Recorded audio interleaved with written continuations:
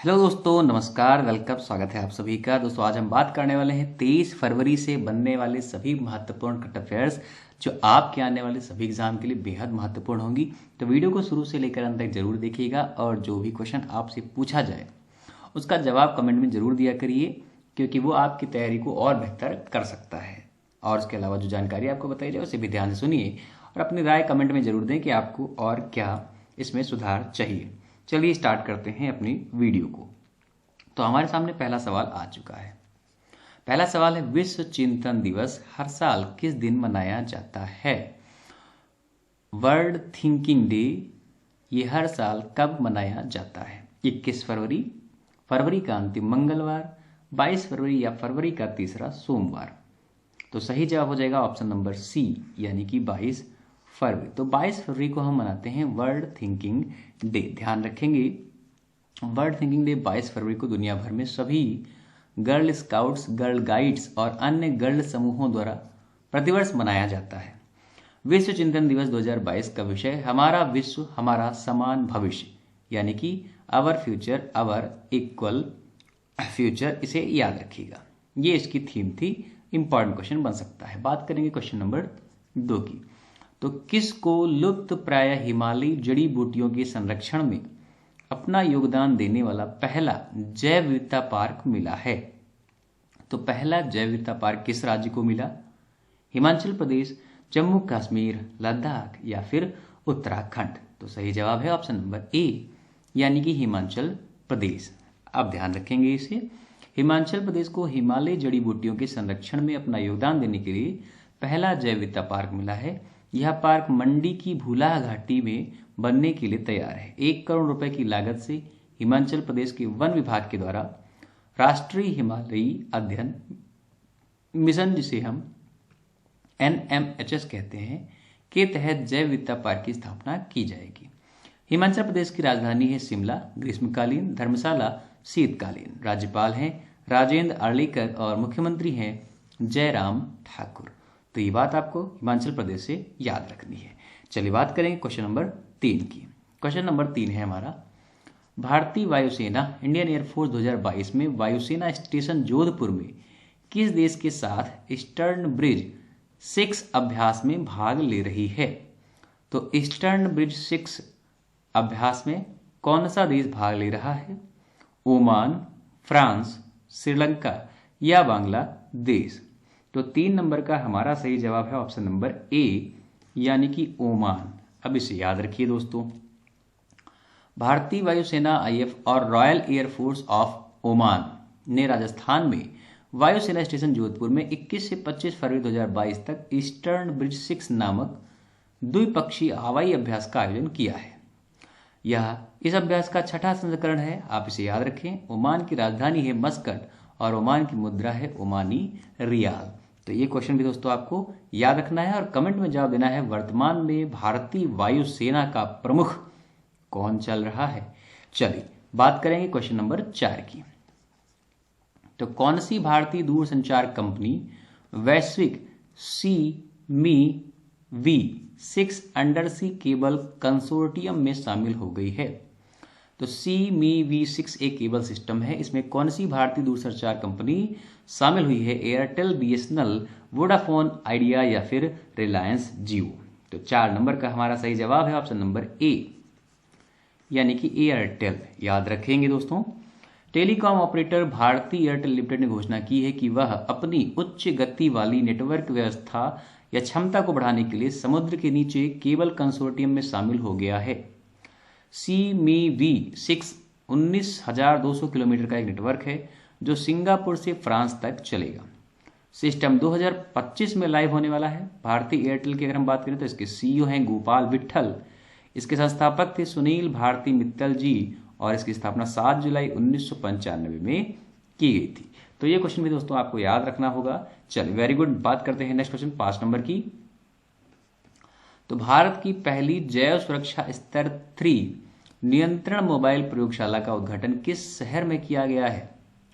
तो जैव सुरक्षा स्तर 3 नियंत्रण मोबाइल प्रयोगशाला का उद्घाटन किस शहर में किया गया है? सूरत, नासिक, उज्जैन या फिर कोलकाता? तो 5 नंबर का हमारा सही जवाब हो जाएगा ऑप्शन बी यानी कि नासिक। इस क्वेश्चन को हम पहले भी बात कर चुके हैं। तो केंद्रीय स्वास्थ्य और परिवार कल्याण राज्य मंत्री भारती प्रवीण पवार ने महाराष्ट्र के नासिक में भारत की पहली जैव सुरक्षा स्तर 3 नियंत्रण मोबाइल प्रयोगशाला का उद्घाटन किया है। इस लैब के द्वारा देश के दूर दराज और जंगली इलाकों तक पहुंच बनाने में सक्षम हो गया, ताकि मानव और पशु स्रोतों से नमूनों का उपयोग करके प्रकोपों की जांच की जा सके कि आने वाले समय में ऐसी कोई बीमारी ना पनपे। चलिए बात करते हैं क्वेश्चन नंबर 6 की, और ये वेरी इंपॉर्टेंट है। हाल ही में किसे दादा साहब फाल्के अंतर्राष्ट्रीय फिल्म पुरस्कार 2022 में फिल्म ऑफ द ईयर के लिए चुना गया?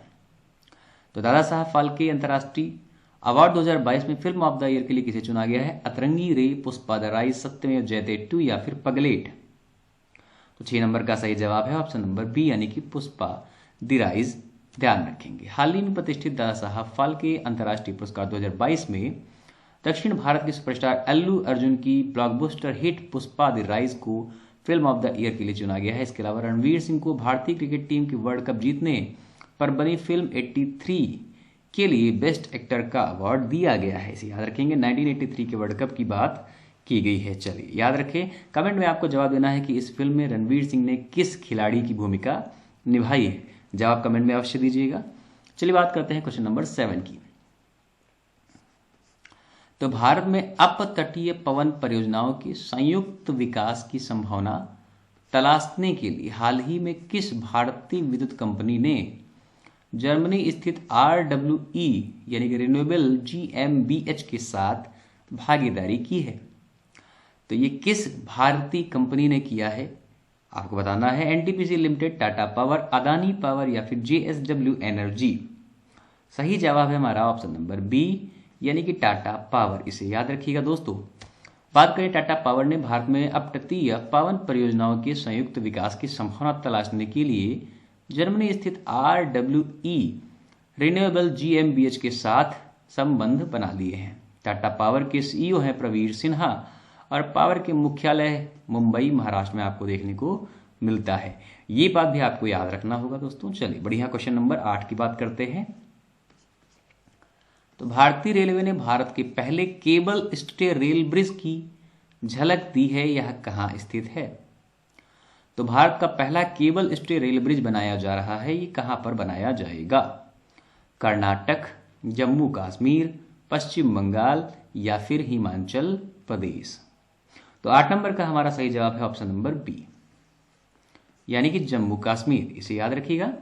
भारतीय रेलवे ने जम्मू कश्मीर के रियासी जिले में अंजी नदी पर देश के पहले केबल से बने पुल की नई तस्वीरें साझा की हैं। निर्माणाधीन अंजी पुल उधमपुर श्रीनगर बारामूला रेल लिंक परियोजना का एक हिस्सा है, जिसे हम USBRL भी कहते हैं, जो कटरा और रियासी क्षेत्रों को रेल लिंक के माध्यम से जोड़ेगा।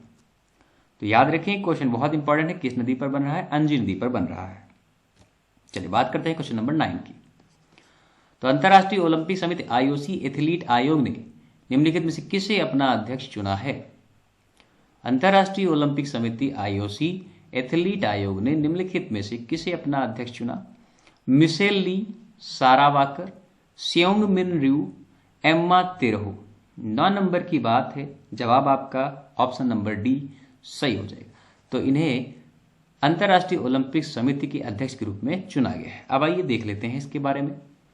अंतर्राष्ट्रीय ओलंपिक समिति एथलीट आयोग ने फिनलैंड की आइस हॉकी खिलाड़ी एम्मा टेरहो को अपना अध्यक्ष बना दिया।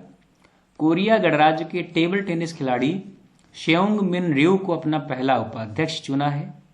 इसके अलावा आयोग ने न्यूजीलैंड के साइकिल चालक सारा वाकर को आयोग के दूसरे VC के रूप में भी चुन लिया है।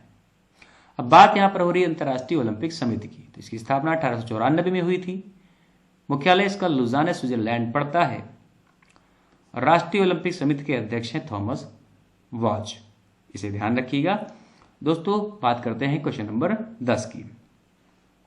तो निम्नलिखित में से किसने the founder story of people and the entrepreneurs who shaped silicon valley नामक पुस्तक लिखी है? The story of people and the entrepreneurs who shaped silicon valley नामक पुस्तक लिखी है। तो ये किसने लिखी है? किरण बेदी, आकाश कंसल, जिमी सोनी या जे साई दीपक? तो आप सभी को जवाब दिख रहा होगा, जिम्मी सोनी इसके सही जवाब हो जाएंगे। चलिए अब बात करते हैं इसके बारे में। ऑप्शन नंबर सी यहां पर सही है। लेखक जिमी सोनी द्वारा लिखित और साइमन एंड शूटर द्वारा प्रकाशित the founders the story of people and the entrepreneurs who saved silicon valley नामक किताब लॉन्च की गई। यह बहुराष्ट्रीय डिजिटल भुगतान कंपनी पेपल की कहानी पर प्रकाश डालेगी। ध्यान रखेंगे इस क्वेश्चन को। बात करते हैं क्वेश्चन नंबर 11 की। तो शिक्षा मंत्रालय ने 12,929.16 करोड़ रुपए के व्यय के साथ राष्ट्रीय उच्चतर शिक्षा अभियान RUSA योजना को कब तक जारी रखने की मंजूरी दी है? 31 दिसंबर 2023, 31 मार्च 2024, 31 दिसंबर 2024 या 31 मार्च 2026। तो 11 नंबर का हमारा सही जवाब हो जाएगा ऑप्शन नंबर डी, 31 मार्च 2026। योजना के नए चरण को नई शिक्षा नीति की कुछ सिफारिशों के द्वारा डिजाइन किया गया है। इसके अंतर्गत राज्य सरकारें लैंगिक समावेशन, इक्विटी पहल और व्यवसायीकरण को क्या करेंगी? मद्देनजर रखेंगी। राष्ट्रीय उच्च स्तर अभियान 2013 में स्टार्ट किया गया था, इसे आप याद रखेंगे। चलिए बात करते हैं आज के अपने अंतिम क्वेश्चन की। तो 2022 शीतकालीन ओलंपिक खेलों में किस देश ने सर्वाधिक पदक जीते हैं? 2022 शीतकालीन ओलंपिक में किस देश ने सर्वाधिक पदक जीते? चीन, जर्मनी, नॉर्वे या फिर दक्षिण कोरिया। तो 12 नंबर का हमारा सही जवाब हो जाएगा ऑप्शन नंबर सी, यानी कि नॉर्वे। याद रखें दोस्तों, 2022 बीजिंग शीतकालीन ओलंपिक खेलों का समापन 20 फरवरी 2022 को बीजिंग के नेशनल स्टेडियम बर्ड्स नेस्ट के रूप में जाने जाने वाले में होगा। नॉर्वे लगातार दूसरे शीतकालीन ओलंपिक के लिए पदक तालिका में शीर्ष पर रहा है, जिसमें 16 स्वर्ण हैं और कुल 37 पदक हैं। यह किसी एक शीतकालीन ओलंपिक में सर्वाधिक स्वर्ण पदक जीतने का नया रिकॉर्ड है। तो ये बातें भी आपको याद रखनी है दोस्तों। बात नॉर्वे की हो रही, नॉर्वे यानी कि राजधानी ओस्लो। चलिए, तो ये थे आज के हमारे बेहद महत्वपूर्ण करंट अफेयर्स जो आज की डेट से बन सकते थे। आप हमारे चैनल के साथ डेली बने रहें और डेली आपको ऐसे ही बेहतरीन करंट अफेयर्स हम लोग देते रहेंगे। अगर आप कुछ भी बताना चाहते हैं तो कमेंट में अपनी राय दे सकते हैं। बाकी हम लोग मुलाकात करेंगे कल नई वीडियो नई करंट के साथ। आज के लिए इतना ही। धन्यवाद। जय हिंद, जय भारत।